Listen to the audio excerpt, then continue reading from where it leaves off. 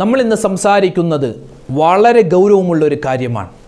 ആഖിറത്തിൽ ചെല്ലുമ്പോൾ അള്ളാഹു മൈൻഡ് ചെയ്യാത്ത, അതായത് വിചാരണ പോലുമില്ലാതെ നരകത്തിൽ കടക്കുന്ന 6 വിഭാഗം ആളുകൾ വലിയ ഹതഭാഗ്യന്മാരാണ്. ഈ 6 സ്വഭാവം നമുക്കുണ്ട് എങ്കിൽ നമ്മൾ നഷ്ടവാളികളാണ്. പടച്ചവൻ കാക്കട്ടെ. ഏതൊക്കെയാണ് അല്ലാഹു തആല മൈൻഡ് ചെയ്യാത്ത, വിചാരണയില്ലാതെ നരകത്തിൽ കടക്കുന്ന ഹതഭാഗ്യന്മാരായ 6 കൂട്ടം ആളുകൾ വ്യക്തമായി നമുക്ക് കേൾക്കാം. അഹങ്കാരമുള്ളവരാണോ നമ്മൾ?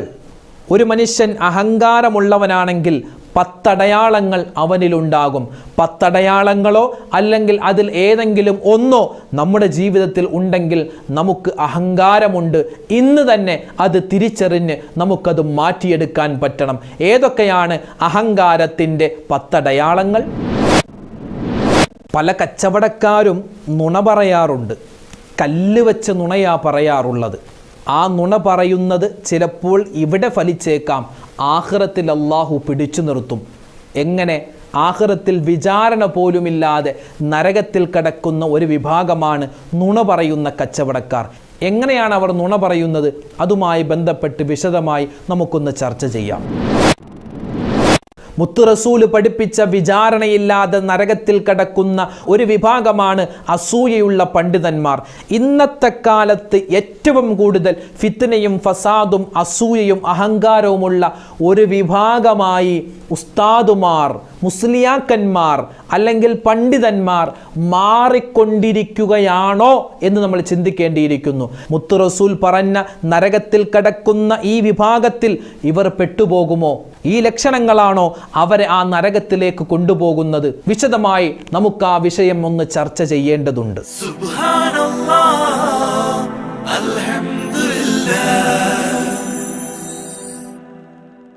അസ്സലാമു അലൈക്കും വറഹ്മത്തുള്ളാഹി. ബിസ്മില്ലാഹി വൽഹംദുലില്ലാഹി അസ്സലാത്തു വസ്സലാമു അലാ റസൂലില്ലാഹി വഅലാ ആലിഹി വസ്വഹ്ബിഹി അജ്മഈൻ. അമ്മാ ബഅദ്. സ്നേഹ ബഹുമാനം നിറഞ്ഞ മുഅ്മിനീങ്ങളെ, അല്ലാഹു തആല നമുക്ക് ഇരുകൂട്ടർക്കും ദുനിയാവിലും ആഖിറത്തിലും എല്ലാവിധ ഖൈറുകളും സലാമത്തുകളും നൽകി അനുഗ്രഹിക്കട്ടെ. എല്ലാവിധത്തുള്ള അപകടങ്ങളെ തൊട്ടും മുസീബത്ത് ആപത്തുകളെ തൊട്ട് അള്ളാഹു വലിയ കാവൽ എപ്പോഴും നൽകി അനുഗ്രഹിക്കട്ടെ. അള്ളാഹു തആല മരിക്കുന്ന സമയത്ത് ഈമാൻ കാമിലായി മരിക്കാനുള്ള തൗഫീക്ക് നൽകട്ടെ. മരണപ്പെട്ടു പോയവർക്ക് മഗ്ഫിറത്ത് നൽകട്ടെ. ആമീൻ. ഇന്ന് നമ്മൾ സംസാരിക്കുന്നത്, നമ്മളൊക്കെ മരണപ്പെട്ട് ആഖിറത്തിലേക്ക് ചെല്ലുമ്പോൾ അള്ളാഹു തആല മൈൻഡ് പോലും ചെയ്യാത്ത 6 വിഭാഗം ആളുകളുണ്ട്. അതായത് വിചാരണ, ഹിസാബ്, വിചാരണ, നന്മയും തിന്മയും ചോദ്യം ചെയ്യപ്പെടുന്ന അവസ്ഥ, അതുപോലുമില്ലാതെ നേരെ നരകത്തിലേക്ക് അല്ലാഹു തആല പറഞ്ഞു വിടുന്ന ഒരു 6 കൂട്ടം ആളുകളുണ്ട്. അതായത് അള്ളാഹുവിന് ഒരിക്കലും ഇഷ്ടമില്ല, തിരിഞ്ഞുപോലും പടച്ചവൻ നോക്കാത്ത, മൈൻഡ് ചെയ്യാത്ത, അള്ളാഹു സംസാരിക്കാത്ത, ആഖിറത്തിൽ അല്ലാഹു തആല സംസാരിക്കാത്ത 6 കൂട്ടർ. അള്ളാഹു സംസാരിക്കില്ല, അള്ളാഹു മൈൻഡ് ചെയ്യില്ല എന്ന് പറഞ്ഞാൽ തന്നെ പിന്നെ പോയില്ലേ നമ്മുടെ കാര്യം. അപ്പോൾ അള്ളാഹു മൈൻഡ് ചെയ്യാത്ത ഒരു 6 വിഭാഗം ദുസ്വഭാവമുള്ള ആളുകൾ. എന്തെങ്കിലും ഒരു ദുസ്വഭാവം ഇവിടെ പറയുമ്പോൾ അത് നമ്മുടെ ജീവിതത്തിൽ ഉണ്ട് എങ്കിൽ അത് മാറ്റാൻ നമ്മൾ ഓരോരുത്തരും ശ്രമിക്കേണ്ടതാണ്. അള്ളാഹു ഇഷ്ടപ്പെടുന്ന നല്ല ആളുകളിൽ പടച്ചവൻ നമ്മളെ ഉൾപ്പെടുത്തി അനുഗ്രഹിക്കുമാറാവട്ടെ. ആമീൻ യാ റബ്ബൽ ആലമീൻ. നമ്മളൊക്കെ മരണപ്പെട്ട് ആഖിറത്തിലേക്ക് ചെല്ലുമ്പോൾ അള്ളാഹു തആല പല രൂപത്തിലാണ് ആളുകളെ അവിടെ വിചാരണ ചെയ്യുക. വിചാരണ എന്ന് പറഞ്ഞാൽ നന്മയും തിന്മയും തൂക്കിയിട്ട് ചോദ്യം ചെയ്യും. നമ്മൾ ഈ ദുന്യാവിൽ നടത്തിയിട്ടുള്ള നമ്മുടെ പ്രവൃത്തികൾ, നമ്മുടെ വാക്കുകൾ, നമ്മുടെ ചിന്തകൾ എല്ലാം അള്ളാഹു ചോദ്യം ചെയ്യും. ചില ആളുകളെ ഒരു വിചാരണയുമില്ലാതെ, ഒരു ഹിസാബുമില്ലാതെ, ഒരു ചോദ്യം ചെയ്യലുമില്ലാതെ നേരെ സ്വർഗത്തിലേക്ക് പറഞ്ഞുവിടും. അള്ളാഹു ആ കൂട്ടത്തിൽ നമ്മളെ ഉൾപ്പെടുത്തുമാറാവട്ടെ. അതുപോലെ തന്നെ ചില ആളുകളെ ഒരു വിചാരണയുമില്ലാതെ, ഒരു ചോദ്യം ചെയ്യലുമില്ലാതെ നേരെ നരകത്തിലേക്ക് വിടും. അപ്പോൾ നരകത്തിലേക്ക് നേരെ പോകണമെങ്കിൽ അവർ ചെയ്യുന്ന പാപങ്ങൾ അത്രമാത്രം കഠിനമായിരിക്കണം. അപ്പോൾ അതുമായി ബന്ധപ്പെട്ടാണ് നമ്മൾ പറയുന്ന ഒരു 6 കൂട്ടം ആളുകൾ. അവരെ അല്ലാഹു തആല നേരെ നരകത്തിലേക്ക് വിടും. പടച്ചവൻ കാക്കുമാറാവട്ടെ. അതിൽ ഒന്നാമത്തെ വിഭാഗം എന്ന് പറഞ്ഞാൽ അൽ ഉമറാഉ ബിൽ ജൗർ എന്നാണ്. അൽ ഉമറാഉ ബിൽ ജൗർ, അക്രമകാരികളായ, അനീതി ചെയ്യുന്ന, അക്രമം ചെയ്യുന്ന, അധർമ്മം ചെയ്യുന്ന ഭരണകർത്താക്കളാണ്.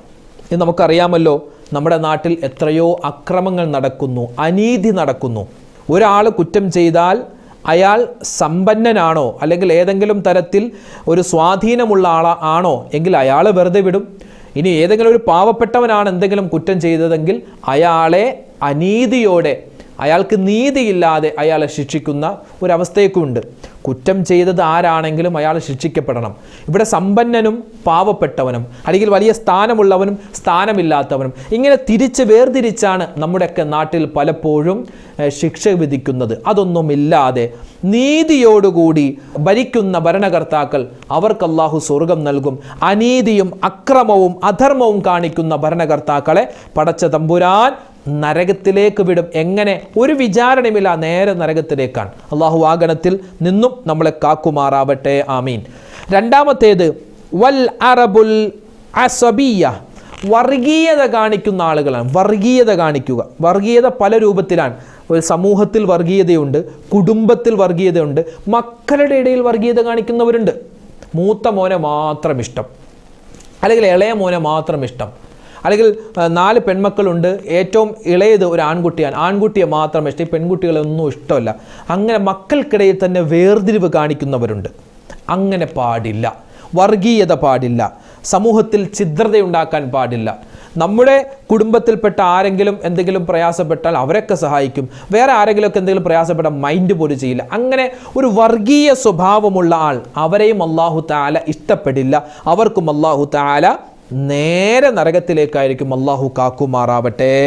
പിന്നെയോ, മറ്റുള്ളവർക്ക് ഒരു നന്മയും കിട്ടരുത്, എൻ്റെ ആളുകൾക്ക് മാത്രം എല്ലാം കിട്ടണം, അങ്ങനെ ചിന്തിക്കുന്നവരുണ്ട്. മറ്റുള്ളവർക്ക് ഒന്നും പാടില്ല, എൻ്റെ കുടുംബക്കാരാണോ അവർക്കെല്ലാം വേണം, അങ്ങനെ ചിന്തിക്കുന്ന മോശപ്പെട്ടൊരു സ്വഭാവം, അത് പാടില്ല. മൂന്നാമത്തേത് വദ്ദഹാകീനുൽ കിബർ, അഹങ്കാരിയായ നാട്ടുമുഖ്യന്മാർ എന്നാണ്. അതായത് മൊത്തത്തിൽ അഹങ്കാരികളായ ആളുകൾ. അഹങ്കാരം. പഞ്ചായത്ത് പ്രസിഡൻ്റ് ആകുമ്പോൾ, പള്ളി പ്രസിഡൻ്റ് ആകുമ്പോൾ, എന്തെങ്കിലും ഒരു ചെറിയ സ്ഥാനം കിട്ടിയാൽ പിന്നെ ഭയങ്കര അഹങ്കാരമാണ്. ചില പണ്ഡിതന്മാർക്ക് അഹങ്കാരമുണ്ട്, ചില ഡോക്ടർമാർക്കുണ്ട്, കളക്ടർമാർക്കുണ്ട്, ടീച്ചർമാർക്കുണ്ട്. അതായത് എന്തെങ്കിലും ഒരു സ്ഥാനം കിട്ടിയാൽ, പള്ളിയുടെ ഖത്തീബായാൽ, പള്ളിയുടെ ഖാദിയായാൽ, പള്ളിയുടെ പ്രസിഡൻ്റ് ആയാൽ, അല്ലെങ്കിൽ പഞ്ചായത്ത് പ്രസിഡൻ്റ് ആയാൽ ഭയങ്കര അഹങ്കാരമാണ്. അത്ര നാളും അവൻ ഇല്ലാതിരുന്ന ആ ഇല്ലായ്മയൊക്കെ വലിച്ചെറിഞ്ഞിട്ട് പിന്നെ എന്തോക്കെ കിട്ടിയത് മാതിരിയാണ് ചില വർത്തമാനങ്ങൾ. അതുണ്ടാവാൻ പാടില്ല. എത്ര അനുഗ്രഹം കിട്ടിയാലും ഇതൊക്കെ പടച്ചോൻ തന്നതാണ്, ഏത് സമയത്തും ഈ അനുഗ്രഹങ്ങൾ പടച്ചവൻ തിരിച്ചെടുക്കാം എന്ന ചിന്തയോടെ താഴ്മയോടുകൂടി ജീവിക്കുന്നവരാണെങ്കിൽ അള്ളാഹുവിൻ്റെ വലിയ സഹായം എപ്പോഴും ഉണ്ടാകും. ഈ അഹങ്കാരികളെ തിരിച്ചറിയാൻ ചില അടയാളങ്ങളുണ്ട്. അഹങ്കാരികൾ അഹങ്കാരമുണ്ടോ ഇല്ലയോ എന്നറിയാൻ 10 സ്വഭാവമുണ്ട്. ഒരു മനുഷ്യന് അഹങ്കാരമുണ്ടോ? മറ്റുള്ളവരുടെ കാര്യം നോക്കണ്ട, നമുക്ക് സ്വന്തം നോക്കാമല്ലോ. ഈ 10 സ്വഭാവം എന്നിലുണ്ടോ എങ്കിൽ എന്നിൽ അഹങ്കാരമുണ്ട്, ഉണ്ടെങ്കിൽ അത് മാറ്റണം, ഇല്ലെങ്കിൽ അത് വരാതെ സൂക്ഷിക്കണം. അപ്പോൾ ഏതൊക്കെയാണ്? ഒന്നാമത്തെ കാര്യം, അഹങ്കാരത്തിൻ്റെ ഒന്നാമത്തെ അടയാളം നബി സല്ലല്ലാഹു അലൈഹി വസല്ലം തങ്ങളുടെ ഹദീസിൽ കാണാം, ലാ യദ്ഖുലുൽ ജന്നത മൻ കാന ഫീ ഖൽബിഹി മിസ്കാല ദർറത്തിൻ മിൻ കിബർ, അണുമണി തൂക്കം, ഒരു കടുകിൻ്റെ കഷ്ണത്തോളം അഹങ്കാരമെങ്ങാനും ഒരാളുടെ മനസ്സിലുണ്ടെങ്കിൽ അയാൾക്ക് സ്വർഗമില്ല എന്നാണ് നമ്മെ അള്ളാഹുവിൻ്റെ റസൂല് പഠിപ്പിച്ച് നൽകിയത്. അപ്പോൾ നമ്മുടെയൊക്കെ അഹങ്കാരം എന്താ? എൻ്റെ അഹങ്കാരം എന്താ? കേൾക്കുന്ന നമ്മളിൽ പല ആളുകളുടെയും എത്രമാത്രം അഹങ്കാരമാണ്. അഹങ്കാരം, ഞാനാണ് ഏറ്റവും വലുത്, ഞാൻ പറയുന്നതാണ് എല്ലാം ശരി, അങ്ങനെ ചിന്തിക്കുന്ന ആ ഒരു സ്വഭാവം. ഇനി പറയാം, അഹങ്കാരത്തിൻ്റെ ലക്ഷണങ്ങൾ ഏകദേശം 10 എണ്ണമുണ്ട്. ഒന്നാമത്തേത് ബദറുൽ ഹഖ്, അതായത് സത്യത്തെ അംഗീകരിക്കാതിരിക്കുക. സത്യമാണെന്ന് മനസ്സിലായാലും ഞാൻ ഈ സത്യമാണെന്ന് ഇതിപ്പോൾ അംഗീകരിച്ചു കഴിഞ്ഞാൽ എനിക്കൊരു കുറച്ചിലാണ് എന്ന് മനസ്സിലാക്കിയിട്ട് പറയുന്നത് സത്യമാണെങ്കിലും കേൾക്കുന്നത് സത്യമാണെങ്കിലും അംഗീകരിക്കാതിരിക്കൽ, ഇത് അഹങ്കാരത്തിൻ്റെ ഒന്നാമത്തെ ലക്ഷണമാണ്. ഞാൻ പിടിച്ച മുയലിന് 4 കൊമ്പ് എന്ന് പറഞ്ഞ് ഞാൻ പറഞ്ഞതാണ് ശരി, അല്ല ഹജരെ ഇതാണ്, അത് ഉണ്ടായിരുന്നു, ഞാൻ പറഞ്ഞതാ ശരി എന്ന് പറഞ്ഞ് ഭയങ്കര അഹങ്കാരം. സത്യമാണെന്ന് മനസ്സിലായാലും അത് അംഗീകരിക്കാത്ത ആളുകൾ, അവരാരാണ്? അഹങ്കാരത്തിൻ്റെ നമ്പർ 1 ആളുകളാണ്. രണ്ടാമത്തേത് ഗംദുന്നാസ്, ജനങ്ങളെ നിസ്സാരമായി കാണാം. അവനൊക്കെ എന്ത്, അവനൊക്കെ ഇങ്ങോട്ട് എന്നെ ഭരിക്കാൻ വരുന്നു, ആ ഒരു സ്വഭാവം, ഞാനെന്ന ഭാവം, ഞാനാണ് എല്ലാം, ബാക്കിയുള്ളതൊന്നും വലിയ പോരാ, ആ ഒരു അവനൊക്കെയാണോ ഹാജിയാർ? ഞാനൊക്കെ ഹജ്ജിന് പോയപ്പോഴാണ് ഇങ്ങനെ ഒന്നുമില്ല, കയ്യിൽ ഒരുമില്ല, പാപ്പരാണ്, എന്നാലും അഹങ്കാരം ഇങ്ങനെ വന്നുകൊണ്ടിരിക്കും. നമ്മളൊരു ചെറിയ കുട്ടിയെ കാണുമ്പോൾ ചിന്തിക്കേണ്ടത്, പടച്ചോനെ ഇവൻ എന്നേക്കാൾ കുറച്ച് പാപം ചെയ്തവനാണല്ലോ അല്ലേ. ചെറിയ കുട്ടിയെ കാണുമ്പോൾ ഞാൻ ചെയ്ത പാപമൊന്നും ഇവൻ ചെയ്തിട്ടില്ലല്ലോ എന്നൊരു താഴ്മയുടെ ചിന്ത വേണമെന്നാണ്. വലിയ ആളെ കാണുമ്പോൾ പടച്ചോനെ അയാൾ ചെയ്ത അത്രയും ഇബാദത്തൊന്നും ഞാൻ ചെയ്തിട്ടില്ലല്ലോ എന്ന ചിന്തയും വരണമെന്നാണ്. ആരെന്ത് പറഞ്ഞാലും അംഗീകരിക്കാത്ത, അതുപോലെ തന്നെ ഞാനൊക്കെ നിസ്കരിക്കുന്ന നിസ്കാരമാണ് നിസ്കാരം, അവനൊക്കെ എന്ത് നിസ്കാരം, ഞാനൊക്കെ 10-25 വർഷം പള്ളി പ്രസിഡൻ്റായിരുന്നു, അവനൊക്കെ എന്തായി, ഇങ്ങനെ സ്വന്തം പൊങ്ങുകയാണ്. ഇങ്ങനെ ജനങ്ങളൊക്കെ നിസ്സാരമാക്കിയിട്ട് സ്വന്തം ഇങ്ങനെ പൊങ്ങുകയാണ്. അത് അഹങ്കാരത്തിൻ്റെ നമ്പർ 1 രണ്ടാമത്തെ ലക്ഷണമാണ്. ഇനി മൂന്നാമത്തേത്, അല്ലാ യസൂറ ഗൈറഹു ലാ സിയമാ അംസാലഹും. മറ്റുള്ളവരുടെ വീട്ടിൽ ചെന്ന് അല്ലെങ്കിൽ മറ്റുള്ളവരെ സന്ദർശിക്കാത്തവരാണ്. ഇപ്പോൾ ഒരു തൊട്ട അയൽവാസി രോഗിയായി കിടക്കുന്നു, അവനൊരു ക്യാൻസർ രോഗിയാണ്, അവനിക്ക് ഇങ്ങോട്ട് വരാനൊന്നും പറ്റില്ല. അപ്പോൾ എന്താ ചെയ്യേണ്ടത്? നമ്മൾ അങ്ങോട്ട് സൗകര്യമുള്ളപ്പോൾ ഒന്ന് പോയി ഒന്ന് വെറുതെ ഒന്നും കൊടുക്കണ്ട, ഒന്ന് പോയിട്ടൊരു ആശ്വാസവാക്ക് പറയാമല്ലോ. അല്ലെങ്കിൽ നമ്മുടെ കുടുംബത്തിൽ തന്നെ നമ്മുടെ മാമ, നമ്മുടെ കൊച്ചാപ്പ, അല്ലെങ്കിൽ നമ്മുടെ എളിയമ്മ ആരെങ്കിലും ഒരു അസുഖമായി കിടക്കുമ്പോൾ അല്ലെങ്കിൽ എന്തെങ്കിലും ഒരു പ്രയാസപ്പെട്ട് കിടക്കുമ്പോൾ ഒന്ന് ചെന്ന് സന്ദർശിക്കാനുള്ള ഒരു ബാധ്യത നമുക്കുണ്ടല്ലോ. രോഗിയായ സന്ദർശിക്കണം, ആ പരിപാടിയില്ല. എന്തെങ്കിലും വലിയ ഫംഗ്ഷൻ വിളിച്ചാൽ പോകും, അല്ലാതെ എന്തെങ്കിലും ഒരു പ്രയാസപ്പെട്ട ആരെങ്കിലും, കാരണം അവിടെ പോയാൽ പൈസ കൊടുക്കേണ്ടി വരും, അവിടെ പോയാൽ അയാളുടെ സഹായിക്കേണ്ടി വരും എന്നൊരു കാശ് പോകും എന്നുള്ളൊരു ചിന്ത. മറ്റുള്ളവരെ സന്ദർശിക്കാത്ത ആളുകൾ, ഇങ്ങോട്ട് എന്നെ കാണണമെങ്കിൽ ഇങ്ങോട്ട് വരട്ടെ, എന്നെ കാണണമെങ്കിൽ ഇങ്ങോട്ട് വരട്ടെ, ഞാൻ അങ്ങോട്ട് പോകുന്ന പരിപാടിയില്ല. അങ്ങനെ അതൊരു അഹങ്കാരത്തിൻ്റെ മറ്റൊരു ലക്ഷണമാണ്. നാലാമത്തേത്, പാവപ്പെട്ടവരുടെ കൂടെ ഇരിക്കുകയോ അല്ലെങ്കിൽ അവനേക്കാൾ സ്ഥാനം കുറഞ്ഞവരെ മൈൻഡ് ചെയ്യുകയോ ചെയ്യാത്തവർ. ഇപ്പോൾ നമ്മുടെ പള്ളിയിൽ നിസ്കാരം കഴിഞ്ഞ് വരുമ്പോൾ വലിയൊരു ഹാജിയാർ അവിടെ നിൽപ്പുണ്ട്. അപ്പോൾ ഹാജിയാർ അസ്സലാമു അലൈക്കും, വലൈക്കും അസ്സലാം, എന്തുണ്ട് ഹാജിയാർ, ബിസിനസ് എങ്ങനെ പോകണമെന്ന്. അപ്പോൾ തൊട്ടടുത്ത് തന്നെ ഒരു മീൻ കച്ചവടം ചെയ്യുന്ന ഒരു പാവപ്പെട്ട ആളുണ്ട്, അല്ലെങ്കിൽ ചെറിയൊരു കൂലിത്തൊഴിൽ ചെയ്യുന്ന ഒരു പാവപ്പെട്ട ഇക്കുണ്ട്. മൈൻഡ് പോലും ചെയ്യില്ല. അവനൊക്കെ എന്ത്, അവനൊക്കെ എൻ്റെ സ്റ്റാറ്റസിന് ചേർന്നതല്ല. ഞാനും അവനും കൂടെ നിൽക്കുന്നത് നിസ്കാരത്തിൽ നിൽക്കുമ്പോൾ തന്നെ ഭയങ്കര ദേഷ്യമാണ്. അല്ലാ, നിസ്കാരത്തിൽ അങ്ങനെ ഒരു സഫ് നിൽക്കുമ്പോൾ ചിലപ്പോൾ വരുന്നത് വലിയ സമ്പന്നനാവാം അല്ലെങ്കിൽ പാവപ്പെട്ടവനാവാൻ, ആര് വന്നാലെന്താ തോളോട് തോള് ചേർന്ന് നിൽക്കണമെന്നാണ്. ചില ആചാര്യന്മാർക്ക് നിർബന്ധമാണ്, എൻ്റെ അപ്പുറമോ ഇപ്പുറമോ ഒരു പാവപ്പെട്ടവൻ നിൽക്കാൻ പാടില്ല, ഒരു പാവപ്പെട്ടവൻ നിൽക്കാൻ പാടില്ല, എന്നെപ്പോലെ സമ്പന്നൻ മാത്രമേ നിൽക്കാൻ പാടുള്ളൂ എന്ന് അഹങ്കരിക്കുന്ന എത്രയോ ആളുകളുണ്ട്. അള്ളാഹു കാക്കുമാറാവട്ടെ. അപ്പോൾ താഴ്ന്നവരെ അവർ മൈൻഡ് പോലും ചെയ്യില്ല. മൈൻഡ് ചെയ്തിട്ട് വേണ്ട അവർക്ക് എന്തെങ്കിലും സാമ്പത്തിക സഹായം അല്ലെങ്കിൽ എന്തെങ്കിലും സഹായം കൊടുക്കാൻ. ഇത് മൈൻഡ് പോലും ചെയ്യാത്ത ആളുകളുണ്ട്. പാവപ്പെട്ടവരോട് സംസാരിച്ചാൽ അതൊരു കുറച്ചിലാണ്. ഞാനെങ്ങാനും അവനോട് സംസാരിച്ചാൽ ആളുകൾ എന്ത് വിചാരിക്കും? അയ്യേ, എൻ്റെ കൂട്ടുകാരൻ അവനാണെന്ന് വിചാരിക്കില്ല, പാവപ്പെട്ടവനാണെന്ന് വിചാരിക്കില്ല എന്ന് ചിന്തിച്ച് മൈൻഡ് പോലും ചെയ്യാത്ത, പുച്ഛിക്കുന്ന ആളുകളുണ്ട്. അത് അഹങ്കാരത്തിൻ്റെ ലക്ഷണമാണ്. അഞ്ചാമത്തേത്, അല്ലാ യതനാവല ബിയദിഹി ശുഗ്ല ബൈതിഹി.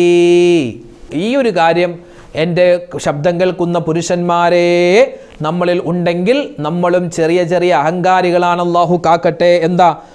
സ്വന്തം വീട്ടിൽ ഒരു പണിയും ചെയ്യൂല, സ്വന്തം വീട്ടിൽ ഒരു പണിയും ചെയ്യൂല, എല്ലാം ഭാര്യ കൊണ്ട് ചെയ്യിപ്പിക്കുന്ന ആളുകൾ. നമ്മൾ തിന്ന പാത്രം, നമ്മൾ കഴിച്ച പാത്രം ഒന്ന് അടുക്കള കൊണ്ട് വേണ്ട, പാത്രം അടുക്കള കൊണ്ടേ വെക്കണ്ട. നമ്മൾ ആ ഡൈനിങ് ടേബിളിൽ ഇരുന്ന് ഭക്ഷണം കഴിക്കുമ്പോൾ നമ്മൾ വെക്കുന്ന വേസ്റ്റ് ഉണ്ടല്ലോ, ആ വേപ്പിലയും മീനിൻ്റെ മുള്ളും, അത് ഭക്ഷണം കഴിച്ചു കഴിഞ്ഞാൽ അതൊന്ന് എടുത്ത് ആ പ്ലേറ്റിലേക്കൊന്ന് വെക്കാനുള്ള ഒരു മനസ്സ് പോലും ഇല്ലാത്ത എത്രയോ ആണുങ്ങളുണ്ട്. പിന്നെ അല്ലേ വീട്ടുജോലി ചെയ്യുന്നത്, വീട്ടിൽ ഭാര്യയെ സഹായിക്കാത്തവർ. ചിലപ്പോൾ ഭാര്യ സഹായിക്കാത്തത് പോയിട്ട് ഭാര്യയ്ക്ക് വേണ്ട അല്ലെങ്കിൽ വീട്ടിലേക്ക് വേണ്ട സാധനങ്ങൾ പോലും കടയിൽ നിന്ന് വാങ്ങിക്കൊടുക്കാത്ത പുരുഷന്മാരുണ്ട്. അതൊക്കെ നീ പോയി വാങ്ങിച്ചോ, അല്ലെങ്കിൽ മക്കൾ വിട്, ഇവർ പോട്ടെ ഇങ്ങനെ പറഞ്ഞ് വീട്ടിലെ ജോലി ഒന്നും ചെയ്യൂല, ഒരു ബൾബ് പോലും മാറ്റിയിടൂല. അതുപോലെ തന്നെ ഗ്യാസ് കുറ്റി, പെണ്ണുമ്പോൾ പറയും, ഭാര്യ പറയും, ഈ ഗ്യാസ് കുറ്റി എനിക്ക് നടുവേന, ഈ ഗ്യാസ് കുറ്റി എന്നിടത്ത് അങ്ങോട്ട് വരുമോ, ഒന്ന് പൊടിയൊന്നു, എന്ത് ദേഷ്യം, എന്തോ ഒരു മലമറിക്കുന്ന കാര്യം പറഞ്ഞതുപോലെയാണ്. വേണമെങ്കിൽ എടുത്തോ, അല്ലെങ്കിൽ ഓനോട് പറ. പിന്നെ ഞാൻ ഗ്യാസ് കുറ്റി എടുക്കാൻ പോകാൻ അടുക്കളയുടെ ഭാഗത്തേക്ക് വരില്ല, തിന്നാൻ വരും, ഭക്ഷണം കഴിക്കാൻ വേണ്ടി വരും, നേരത്തെ ഫ്രണ്ട് സഫിൽ വന്നിരിക്കും, ആദ്യം തന്നെ ഫാനൊക്കെ ഇട്ട് അവിടെ ഇരിക്കും. പക്ഷേ ആ ഒരു ഗ്യാസ് കുറ്റി എടുത്ത് വെക്കാനോ അല്ലെങ്കിൽ ഒരു മീൻകാരൻ മീൻ ഇങ്ങനെ വാങ്ങാൻ പോകുമ്പോൾ ഒന്ന് നിൽക്കണേ എന്ന് സിറ്റൗട്ടിൽ ഈ കാർന്നൊരു ഇരിപ്പുണ്ട്, മൂപ്പരൊന്ന് നിൽക്കണേ മീൻ വാങ്ങാം ഒന്ന് പറഞ്ഞാൽ മതി, അപ്പോൾ ആ മൂപ്പരവിടെ നിൽക്കും. ഇത് അതുപോലും പറയാതെ ഭാര്യ വീട്ടിലെ പെണ്ണുങ്ങൾ തന്നെ ചെന്ന് മീൻ വാങ്ങി അവർ തന്നെ മീൻ വെച്ച് അവർ തന്നെ വിളമ്പിക്കൊടുത്ത് അവർ തന്നെ ഈ മനുഷ്യൻ കഴിച്ച വേസ്റ്റ് എടുത്ത് പ്ലേറ്റിലിട്ട് ആ പ്ലേറ്റ് ഇവർ തന്നെ കൊണ്ടുപോയി കഴുകി വെക്കേണ്ട അവസ്ഥ. പിശുക്കുണ്ട്. അതോടൊപ്പം തന്നെ ഞാനെങ്ങാനും ആ ജോലി ചെയ്താൽ ആളുകൾ എന്ത് വിചാരിക്കും? ഞാനൊരു പെങ്കോന്തനാണെന്ന് വിചാരിക്കൂലേ? ഒരു പണിയും വീട്ടിൽ ചെയ്യാത്ത പുരുഷന്മാരും സഹോദരന്മാരും ഉണ്ടെങ്കിൽ അവരൊന്ന് സൂക്ഷിക്കണേ. അഹങ്കാരത്തിൻ്റെ ചെറു ലക്ഷണമല്ല, വലിയ ലക്ഷണം തന്നെയാണത്. അതുണ്ടാവാതെ സൂക്ഷിക്കുക. നബി സല്ലല്ലാഹു അലൈഹി വസല്ലമ തങ്ങൾ എങ്ങനെയാ? നബി തങ്ങൾ വീട്ടിലേക്ക് വന്നാൽ ഭാര്യമാരെ സഹായിക്കും. ചോദിക്കും, ഞാൻ എന്ത് ജോലിയാണ് ചെയ്യേണ്ടത്? അവ പറയും, ചിലപ്പോൾ ആയിഷ ബീബി പറയും, അല്ലെങ്കിൽ മറ്റു ഭാര്യമാർ പറയും, നബിയെ പാല് കറന്നിട്ടില്ല, ആയിക്കോട്ടെ ഒരു പാത്രം എടുത്ത് നബി തങ്ങൾ പാല് കറക്കുമായിരുന്നു. അല്ലെങ്കിൽ വിറക് ശേഖരിച്ചു കൊണ്ടുവരും. അല്ലെങ്കിലോ വീട്ടിലെ സ്ത്രീകൾ ജോലി ചെയ്യുമ്പോൾ കുട്ടികൾ കരയുകയാണെങ്കിൽ ആ കുട്ടികളെ ആശ്വസിപ്പിക്കും. അവരെടുത്തു കൊണ്ടുപോയി പുറത്തു കൊണ്ടുപോയി അവരെ ഒന്ന് ആശ്വസിപ്പിക്കും. അതുപോലെ തന്നെ ഇറച്ചി മുറിച്ചു കൊടുക്കുമായിരുന്നു. ഇറച്ചി കഷ്ണിച്ചു കൊടുക്കും അല്ലേ? ഇന്നിപ്പോൾ കഷ്ണിക്കേണ്ട കാര്യമില്ല, ഇപ്പോൾ കടയിൽ നിന്ന് തന്നെ നമ്മൾ കഷ്ണിച്ചാണ് വാങ്ങുന്നത്. അതുപോലെ തന്നെ താഴ്ന്ന ആളുകളോട് നബി തങ്ങൾ സംസാരിക്കും, ഉയർന്ന ആളുകളോടും സംസാരിക്കും, താഴ്ന്നവരോടും സംസാരിക്കുമായിരുന്നു. ഇങ്ങനെ എല്ലാവരോടും, സ്ത്രീകളോടും പാവപ്പെട്ടവരോടും എല്ലാവരോടും നല്ല പെരുമാറ്റം നബി തങ്ങൾ സല്ലല്ലാഹു അലൈഹി വസല്ലമ തങ്ങൾക്കുണ്ടായിരുന്നു. ഇങ്ങനെ വീട്ടിൽ സ്ത്രീകളെ സഹായിക്കുന്ന ഒരാളായിരുന്നു നബി സല്ലല്ലാഹു അലൈഹി വസല്ലം. അത് പെൺകോന്തനായതുകൊണ്ടല്ല. പല ആളുകളും അങ്ങനെ വിചാരിക്കും, പെണ്ണുങ്ങളെ സഹായിച്ചാൽ പെങ്കോന്തനാവുന്നു. അതല്ല, അത് മാന്യതയുടെ ലക്ഷണമാണ്. ഖിയാറുക്കും ലിനിസാഇഹിം, സ്ത്രീകളോട് മാന്യമായി പെരുമാറുന്നവനാണ് ഏറ്റവും നല്ല മാന്യനെന്ന് നബി സല്ലല്ലാഹു അലൈഹി വസല്ലമ തങ്ങൾ പറയുന്നു. ഇനി ആറാമത്തേത്, പാവപ്പെട്ടവരെ സൽക്കാരത്തിന് ക്ഷണിക്കാത്ത ആളുകൾ. മക്കളുടെ കല്യാണത്തിന് ആരും ക്ഷണിക്കൂല. എന്ന് പാവപ്പെട്ട ഒരുപാട് പേരുണ്ട്, ആരും ക്ഷണിക്കൂല. നമ്മുടെ അയൽവാസികളായ ഒരുപാട് പേര്, അവരൊക്കെ പ്രതീക്ഷ ഹാജിയാരുടെ മോളുടെ കല്യാണത്തിന് ഞങ്ങൾ വിളിക്കുമായിരിക്കും അല്ലേ? ആ ഒരു പ്രതീക്ഷ ഉണ്ടാവും, പക്ഷേ വിളിക്കൂല. എന്നാൽ സമ്പന്നന്മാരെ വിളിക്കും. സമ്പന്നന്മാർ, തൻ്റെ കൂടെ ജോലി ചെയ്യുന്ന ഒരുപാട് സമ്പന്നന്മാർ, അവരൊക്കെ വിളിച്ച് വലിയ ഫംഗ്ഷൻ നടത്തും. ഈ തൊട്ട് അയൽവാസികളായ ആരെയും എന്ത് ചെയ്യൂല? ഈ സൽക്കാരത്തിന് ക്ഷണിക്കൂല. അതൊക്കെ ഒരു സ്റ്റാറ്റസ് കേടാണെന്ന് കരുതുന്ന ഒരുപാട് പേരുണ്ട്. അതുണ്ടാവാൻ പാടില്ല. അതും അഹങ്കാരത്തിൻ്റെ ലക്ഷണമാണ്. ഏഴാമത്തേത്, മറ്റൊരാളുമായി തർക്കിച്ചു കഴിഞ്ഞാൽ അസഭ്യം പറയുന്നവരാണ്, അല്ലെങ്കിൽ സത്യം അംഗീകരിക്കാത്തവരാണ്. എന്താ കോഴിയുടെ വില? 250 രൂപ. പിന്നെ 150 രൂപയുള്ളൂ, ഞാനിപ്പോൾ പോയി വാങ്ങിച്ചതല്ലേ. ഇപ്പോൾ വെറുതെയാണ്. ഇയാൾ കഴിഞ്ഞ ആഴ്ച വാങ്ങിച്ചപ്പോൾ 150 രൂപയായിരുന്നു, ഇന്നത്തെ വില 250. ഈ കഴിഞ്ഞ ആഴ്ചത്തെ വില തന്നെ ഇപ്പോഴും ആയിരിക്കുമെന്ന് ചിന്തിച്ച് അതിനെക്കൊണ്ടിങ്ങനെ തർക്കിക്കുകയാണ്. ഇനി അറിഞ്ഞാൽ തന്നെ, സത്യം അറിഞ്ഞാൽ തന്നെ അത് അംഗീകരിക്കാൻ ഒരു മടി. ഞാനെങ്ങാനും സത്യം അംഗീകരിച്ചാൽ ഞാൻ നാണം കെട്ടു പോവില്ലേ, അല്ലെങ്കിൽ ഞാൻ തോറ്റുപോവില്ലേ എന്ന് ചിന്തിച്ചുകൊണ്ട് ഇയാൾ സത്യത്തെ മറച്ചു വെക്കുകയും അതുപോലെ തന്നെ മറ്റൊരാളുമായി തർക്കിക്കുമ്പോൾ ജയിക്കാൻ വേണ്ടി ഒരുപാട് നുണകളും ഒരുപാട് കളവും തെറിയും പറയുന്ന ആളുകൾ, അത് അഹങ്കാരികളുടെ ലക്ഷണമാണ്. ചില ആളുകളുണ്ട്, എന്തെങ്കിലും ഒരു കാര്യം പറഞ്ഞാൽ ജയിക്കാൻ വേണ്ടി തെറി പറയും. അവിടെ അയാൾ തോറ്റിരിക്കുക, പക്ഷേ മറ്റുള്ളവരുടെ മുന്നിൽ വലിയൊരു സ്റ്റാറ്റസ് കാണിക്കാൻ വേണ്ടി വെറുതെ അങ്ങോട്ട് അസഭ്യം ഇങ്ങനെ പറഞ്ഞുകൊണ്ടിരിക്കും. വെറുതെ ചില ആളുകൾ സംസാരം തുടങ്ങുന്നത് തന്നെ ഈ മോശപ്പെട്ട അസഭ്യമായ അശ്ലീലമായ വാക്കുകൾ പറഞ്ഞുകൊണ്ടാണ്. അതൊക്കെ അഹങ്കാരത്തിൻ്റെ ലക്ഷണമാണ്. അതൊന്നും ഉണ്ടാവാതെ സൂക്ഷിക്കുക. അതുപോലെ തന്നെ ചില ആളുകളെപ്പറ്റി നമ്മൾ അഭിപ്രായം ചോദിച്ചാൽ അയാൾ എങ്ങനെയുണ്ട്, അവൻ അന്ന് പിന്നെ തുടങ്ങി അങ്ങോട്ട് അസഭ്യമായി ഒരു മോശപ്പെട്ട വർത്തമാനം തെറി പറയുന്ന ആളുകൾ ഒരുപാട് പേരുണ്ട്. അതൊക്കെ അഹങ്കാരത്തിൻ്റെ ലക്ഷണമാണ്. അതുണ്ടാവാൻ പാടില്ല. എട്ടാമത്തെ ലക്ഷണം, അദമുൽ ഇഅ്തിറാഫി ബി ഖതഇൻ, അതായത് അവൻ്റെ ഭാഗത്ത് നിന്നും ഒരു തെറ്റ് സംഭവിച്ചു, എന്നാൽ അത് അവൻ സമ്മതിക്കുകയില്ല. ഒരു തെറ്റ് സംഭവിച്ചാൽ അത് സമ്മതിച്ച് അല്ലേ, അത് സമ്മതിക്കലല്ലേ വേണ്ടത്. എന്നാൽ തെറ്റ് സംഭവിച്ചാൽ അത് സമ്മതിക്കൂല.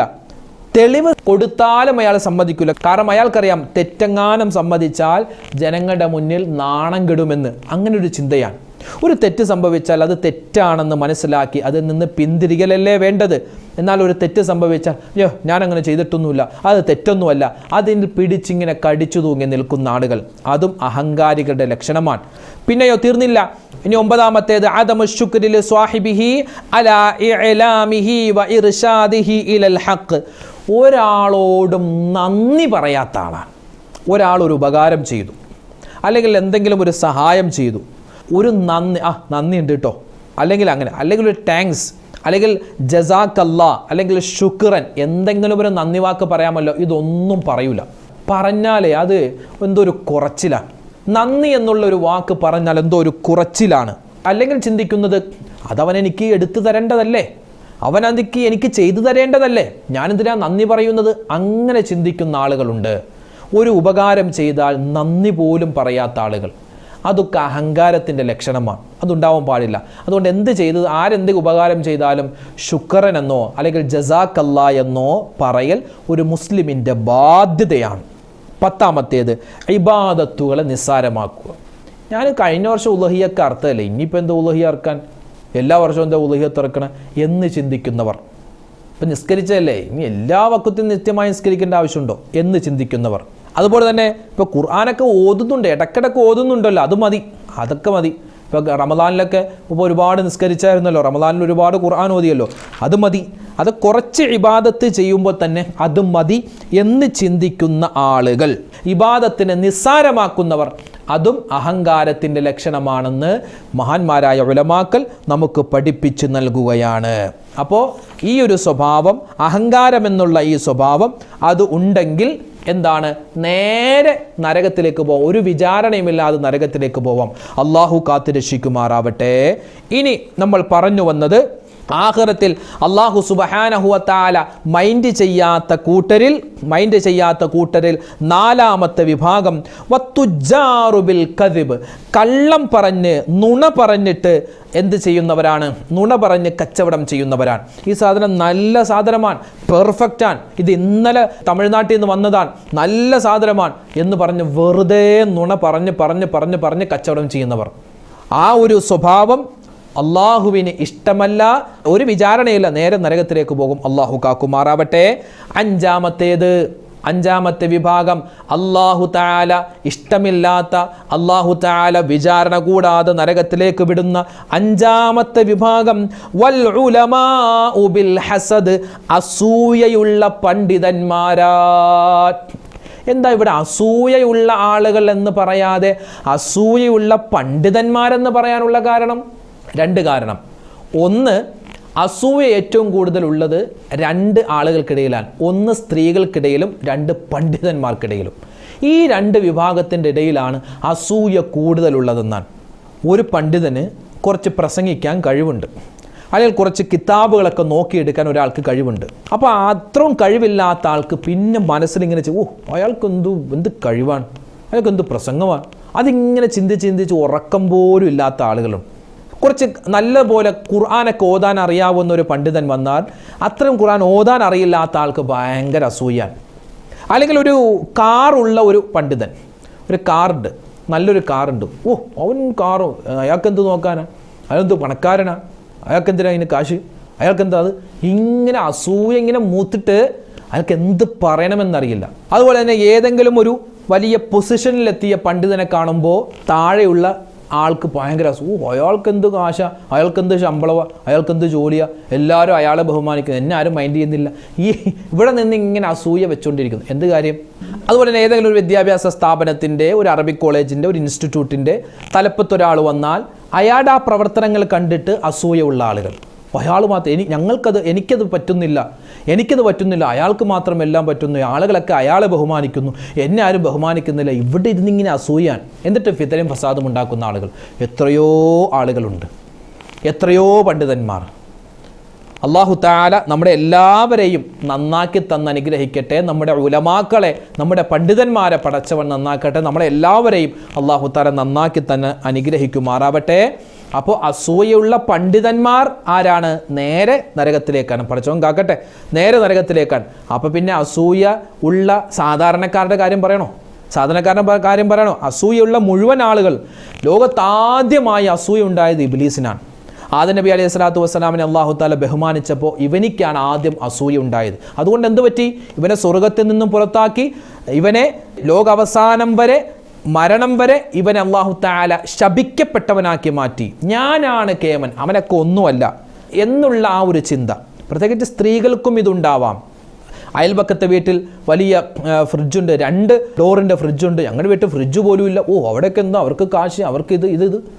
അവളുടെ മോളെ നോക്കിയ വലിയ പഠിത്തം, ഫുൾ A+ ഉണ്ട്, എനിക്കും എൻ്റെ മോൾക്ക് ഒരു A+ പോലും ഇല്ല. ഇങ്ങനെ ചെറിയ കാര്യത്തിന് പോലും അസൂയ വെച്ചുകൊണ്ട് നടക്കുന്ന ആളുകൾ, ചെറിയ കാര്യത്തിന് പോലും തുല്യത വേണമെന്ന് ശാഠ്യം പിടിക്കുന്ന ആളുകൾ, ഈ അസൂയയിൽ നിന്നാണ് കണ്ണേറും സിഹറും ഉണ്ടാകുന്നത്. അയൽവാസികളായ 2 പേർ, ഒരാൾ ഭയങ്കര സമ്പന്നനാണ്, ഒരാൾ തീരെ പാവപ്പെട്ടവനാണ്. ഈ സമ്പന്നനായ ആൾക്ക് പാവപ്പെട്ടവരോടൊന്നുമില്ല, പരമാവധി ഇയാൾ കിട്ടുന്ന സമയത്തൊക്കെ ഇയാൾ സഹായിക്കാറുണ്ട്. പക്ഷേ ഈ പാവപ്പെട്ടവന് ഭയങ്കര അസൂയാണ് ഇങ്ങോട്ട്. അവൻ്റെ ഭാര്യയ്ക്ക് ജോലിയുണ്ട്, അവനിക്ക് ജോലിയുണ്ട്, അവൻ്റെ മക്കളൊക്കെ വലിയ ഗൾഫിലാണ്. ഇങ്ങനെ അസൂയ മൂത്താണ്. ഈ അസൂയയിൽ നിന്നാണ് കണ്ണേറുണ്ടാകുന്നത്. അവൻ്റെ വലിയൊരു വീട്, അവൻ്റെ ഒരു മക്കളുടെ ഭാഗ്യം. ഈ ഒരു വാക്കിൽ നിന്നാണ് അസൂയ ഉണ്ടാകുന്നത്, കണ്ണേറുണ്ടാകുന്നത്. അവസാനം ഈ കണ്ണേറും അസൂയയും കൂടി ഇവനിക്ക് കിട്ടുന്ന, ഈ പണക്കാരന്, ഈ അയൽവാസിക്ക് കിട്ടുന്ന വലിയ അനുഗ്രഹങ്ങൾ കണ്ടിൽ പിടിക്കാതെയാണ് ഇയാൾ അവസാനം അവർക്ക് വേണ്ടി ഇയാൾ സിഹർ ചെയ്യുന്നത്. അങ്ങനെ എത്രയോ ആളുകളുണ്ട്, എത്രയോ സ്ത്രീകൾ സിഹർ ചെയ്തിരിക്കുന്നു. എത്ര ആളുകൾ ആ സിഹറിൻ്റെ ബുദ്ധിമുട്ട് അനുഭവിക്കുന്നു. അള്ളാഹു കാക്കുമാറാവട്ടെ. അപ്പോൾ എന്ത് വേണ്ട? അസൂയ വേണ്ട. അത് പണ്ഡിതന്മാരായാലും പണ്ഡിതല്ലാത്തവരായാലും ആണായാലും പെണ്ണായാലും അസൂയ വേണ്ട. 6-ാമത്തേത് വല്ലഗ്നിയാ ഉബിൽ ബുഖൽ, പിശുക്കനായ സമ്പന്നൻ. ഈ പിശുക്കനായ സമ്പന്നൻ എന്ന് പറഞ്ഞാൽ ചിലപ്പോൾ ഈ ഭർത്താക്കന്മാർക്ക് കൊടുക്കാൻ താല്പര്യമുണ്ടാകും. ഒരാൾ പാവപ്പെട്ടവൻ വന്നാൽ ഒരു 100 രൂപ കൊടുക്കാം, അപ്പം തന്നെ ഭാര്യ, നിങ്ങൾ എന്താ 100 കൊടുക്കണം, നമ്മളിപ്പോൾ കൊടുത്തതല്ലേ, ഒരു 10 രൂപ കൊടുത്താൽ മതി. അങ്ങനെ കൊടുക്കുന്ന, പിശുക്കില്ലാത്ത ഭർത്താക്കന്മാരെ പിശുക്കന്മാരാക്കുന്ന ഭാര്യമാരുള്ള ഒരു കാലഘട്ടമാണ്. അതും സൂക്ഷിക്കണം. പിശുക്ക്, നമുക്ക് പൈസ നൽകുന്നത് പടച്ചോനാണ്. അപ്പോൾ കൊടുക്കുന്നതിനനുസരിച്ച് അള്ളാഹു നൽകുമെന്നുള്ള നല്ല ഒരു ഉത്തമ ബോധ്യം ഉണ്ടാവണം. അപ്പോൾ പിശുക്കനായ സമ്പന്നൻ, അതുപോലെ തന്നെ അസൂയുള്ള ആൾ, അഹങ്കാരമുള്ള ആൾ, അക്രമകാരിയായ ഭരണാധികാരി, ഇവരൊക്കെ എന്താ? നേരെ പോകുന്നു നരകത്തിലേക്ക്. പടച്ചവൻ നമ്മളെ കാക്കുമാറാവട്ടെ. അതുകൊണ്ട് എപ്പോഴും നരകത്തെ തൊട്ട് നമ്മൾ കാവൽ ചോദിക്കണം. എങ്ങനെയാ കാവൽ ചോദിക്കേണ്ടത്? അല്ലാഹുമ്മ അജിർനി മിനന്നാർ. ഈ ഒരു ദുആ വർദ്ധിപ്പിക്കുക. നമുക്കറിയാവുന്ന ദുആയാണ്. നരകത്തെ തൊട്ട് കാവൽ ചോദിക്കുന്നു. അല്ലാഹുമ്മ അജിർനി മിനന്നാർ. പടച്ചവനെ, കത്തിക്കാളുന്ന നരകത്തെ തൊട്ട് എന്നെ നീ കാക്കണേ അല്ലാ. എപ്പോഴും ഈ ദുആ പറയണം. എല്ലാ നമസ്കാരത്തിന് ശേഷം നമ്മൾ ചെയ്യുന്ന ദുആയിൽ ഈ ദുആ ഉൾപ്പെടുത്തണം. അല്ലാഹുമ്മ അജിർനി മിനന്നാർ, അല്ലാഹുമ്മ അജിർനി മിനന്നാർ, അല്ലാഹുമ്മ അജിർനി മിനന്നാർ. ഈ ദുആ ഇങ്ങനെ വർദ്ധിപ്പിക്കണം. അല്ലാഹു തആല നമ്മളെ എല്ലാവരെയും വിചാരണയില്ലാതെ സ്വർഗത്തിൽ കടക്കുന്നവരുടെ കൂട്ടത്തിൽ ഉൾപ്പെടുത്തട്ടെ. വിചാരണയോടുകൂടിയും വിചാരണയില്ലാതെയും നരകത്തിൽ കടക്കുന്ന ഹതഭാഗ്യന്മാരിൽ അല്ലാഹു തആല നമ്മളെ കാത്തു രക്ഷിക്കുമാറാവട്ടെ. ആ വിഭാഗത്തിൽ പെടാതെ പടച്ചവൻ നമ്മളെ സംരക്ഷിക്കുമാറാവട്ടെ. ആമീൻ.